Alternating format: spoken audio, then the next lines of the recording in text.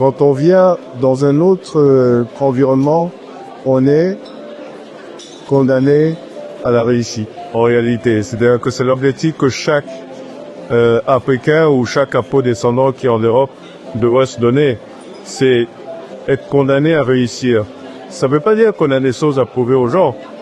Ça veut dire qu'on doit être dans une logique d'excellence. Parce que qu'on le veuille ou pas, nous sommes étrangers, donc on nous regarde avec un œil d'étranger. Donc être dans une logique d'excellence va certainement atténuer le type de regard que les gens pourraient avoir sur l'autre et faire respecter notre communauté. Une communauté qui réussit est une communauté qui est respectée. Une communauté qui ne réussit pas, c'est une communauté qui est méprisée, qui n'est pas respectée, qui n'est pas prise au sérieux. N'est-ce pas que en tant qu'Afro-descendant, en Europe, on a déjà un handicap naturel qui est basé sur l'approche assez biaisée et l'approche assez préconçue de l'Occidentaux.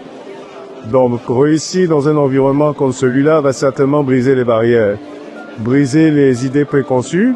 Parce que les idées préconçues, c'est pas forcément une fatalité.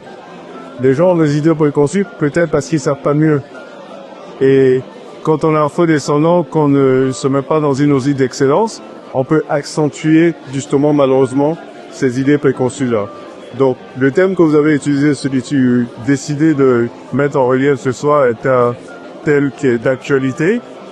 Et voir que il y a une vraie logique de se retrouver, de discuter, d'échanger, de networker, ça montre qu'il y a cette volonté de réussite-là qui anime tous les afro-descendants que je vois ici.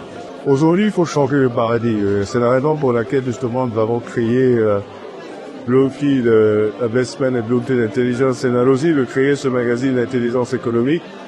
C'est de dire que les paramètres économiques et financiers interprétés de façon universelle peuvent ne pas correspondre à des environnements particuliers. L'Afrique est un environnement assez particulier quand même.